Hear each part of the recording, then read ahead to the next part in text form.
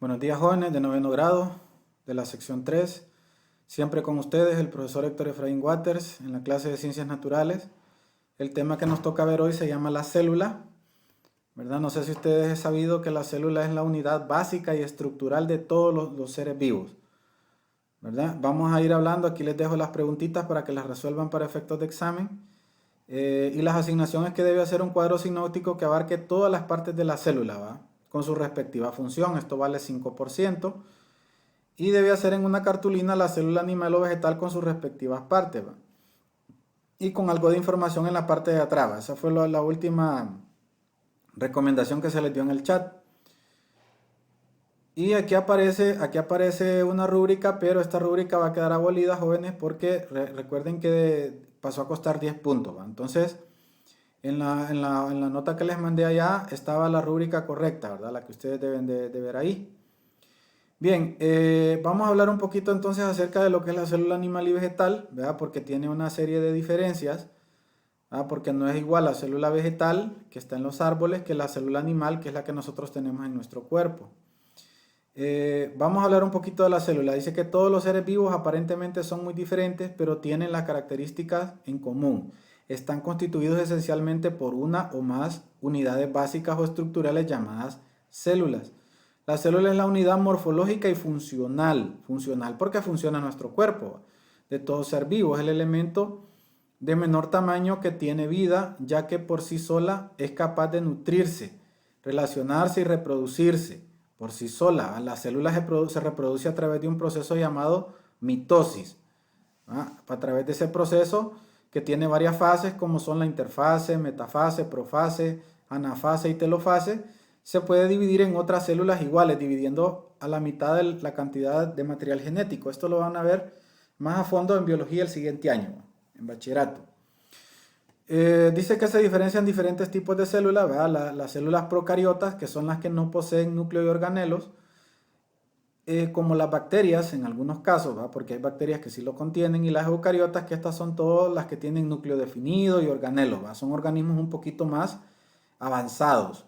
Las procariotas son organismos más primitivos, forman parte de los organismos más desarrollados, como los protozoos, los hongos, las plantas, los animales, etc.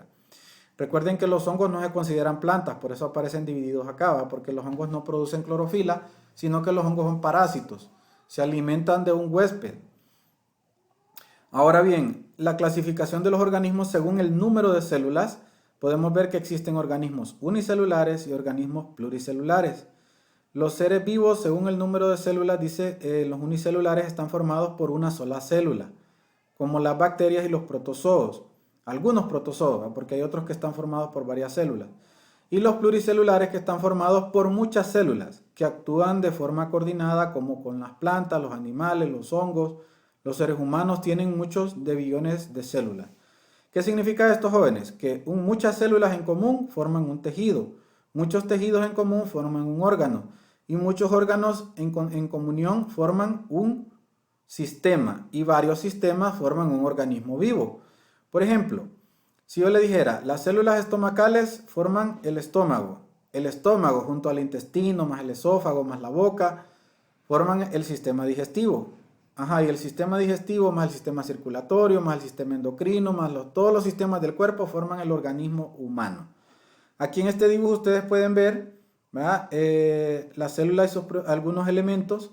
Por ejemplo, tenemos aquí el número 1, que es la membrana celular, que es la que está por encima. Esta es como la aduana, que es por donde pasan todas las sustancias que entran y salen de la célula. Luego tenemos el citoplasma, que es la número 2, que es el orgánulo celular donde están ubicados todos los organelos pequeños de la célula. Y el núcleo, que es donde está la información celular, ¿va? Donde es la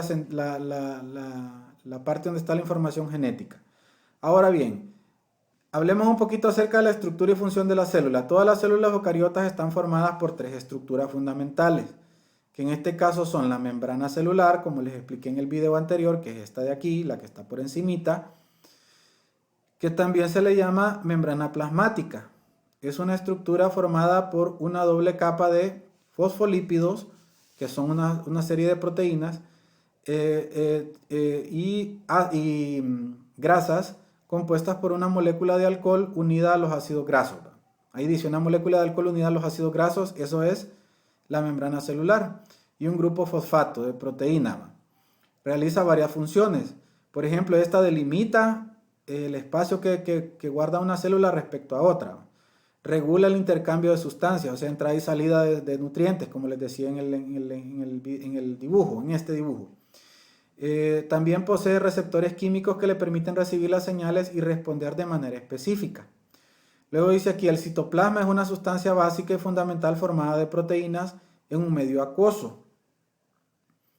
En ella se encuentran las estructuras y organelos celulares. El citoplasma es una estructura de proteínas donde están ubicados todos los orgánulos de la célula. Ahí está el aparato de Golgi, ahí están las vacuolas, ribosomas, nutriolos, centriolos y todos los demás organelos de la célula.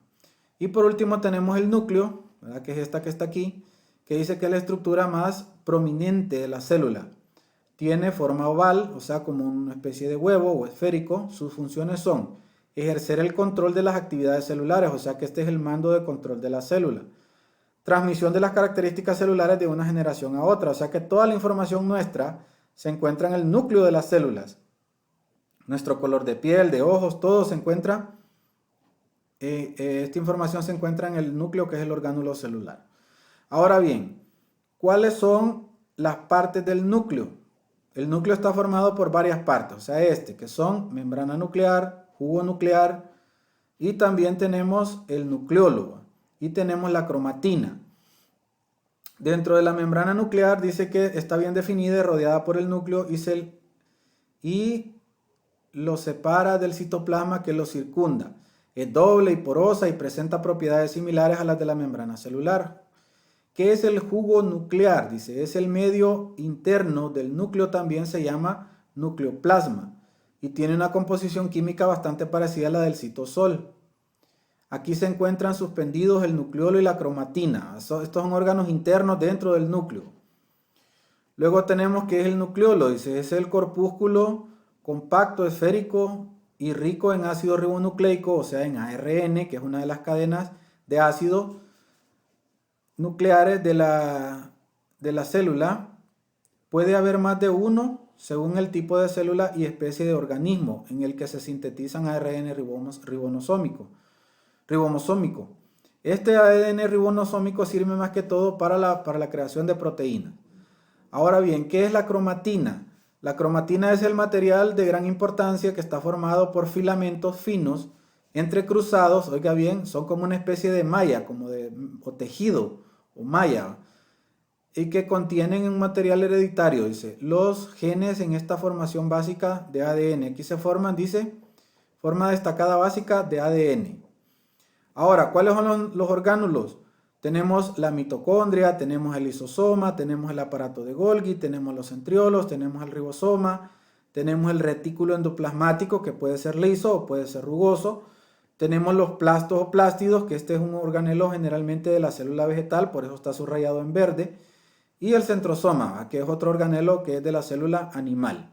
Recuerde que existe una célula animal y una célula vegetal. La diferencia entre ellas es que la célula vegetal posee pared celular, aparte de la membrana celular, posee cloroplastos y posee vacuolas, que son los lugares donde se llena de agua, porque la planta es capaz de almacenar agua dentro de la célula, ¿verdad?, para sus procesos de fotosíntesis, y cuando se da en lugares más que todo de sequía, se da ese proceso.